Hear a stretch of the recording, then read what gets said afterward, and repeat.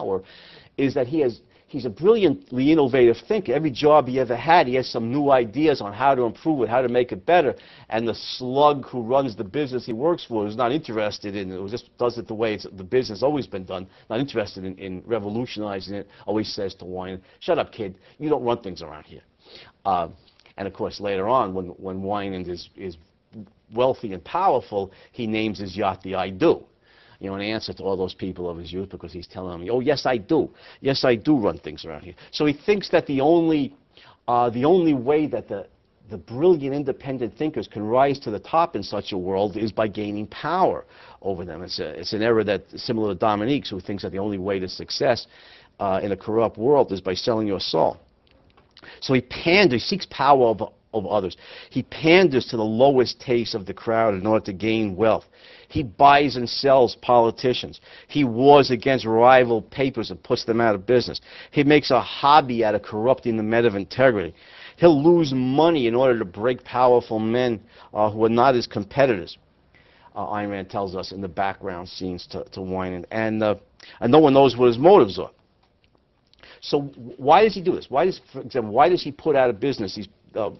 Why does he break these powerful men who are not his competitors and no possible rival to him? Well, you know, he is proving his power to himself. Yes, I do run things around here. He's proving this. And he's enforcing his desires capriciously, whimsically. Reminds you of kind of like Zeus in Greek mythology or Yahweh in the Old Testament. That I have this power and I can prove it to myself I have it. I can impose it capriciously. Somebody might do something against him and he'll forgive it. Somebody else makes an innocuous remark, Ayn Rand says, and he'll break the guy mercilessly. That kind of capricious imposition of his own authority demonstrates to himself that, yes, he does indeed run things around here. If you can force men to bend to any wish or desire imaginable, then you know you have power. You see Ayn Rand dramatizing the power-seeking nature of Wynand's career.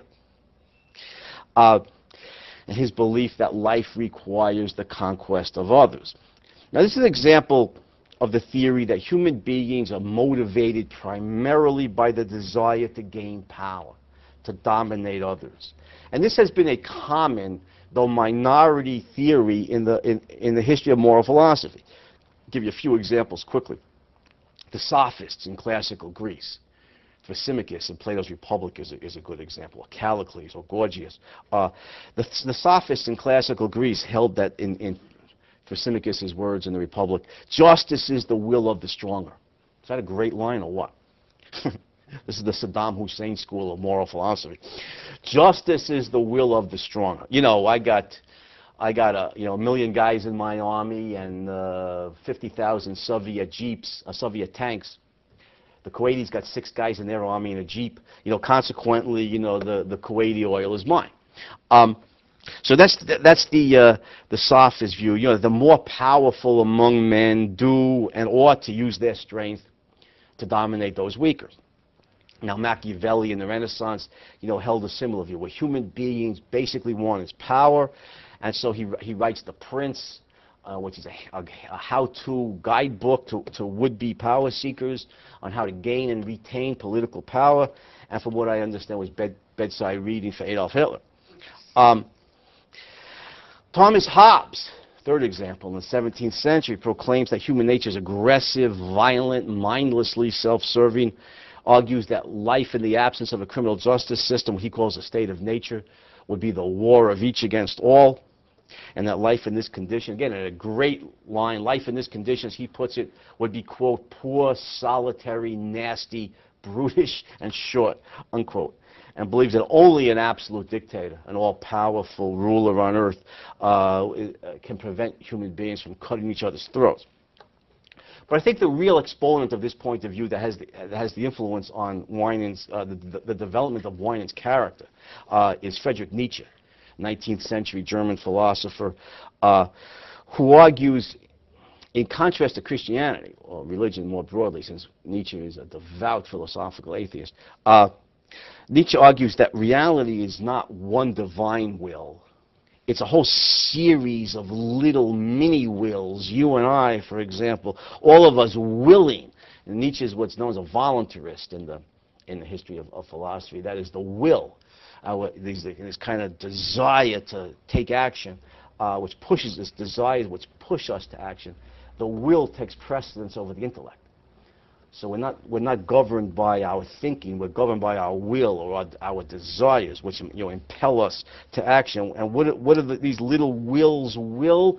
What Nietzsche calls the will to power. We're seeking a dominion over others in one way, shape, or form. Not necessarily political power, although that's one form. But in families are often power struggles. Relationships are often power struggles.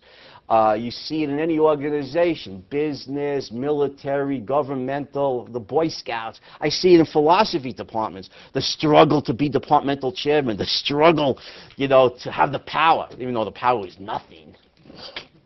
But to be able to have somebody else under my dominion.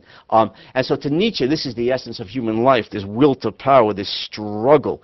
And Nietzsche says that what he calls the aristocratic soul, the aristocracy, of course, historically, became the aristocracy by means of conquest, and then by imposing their will legally, militarily, on the conquered serfs or commoners.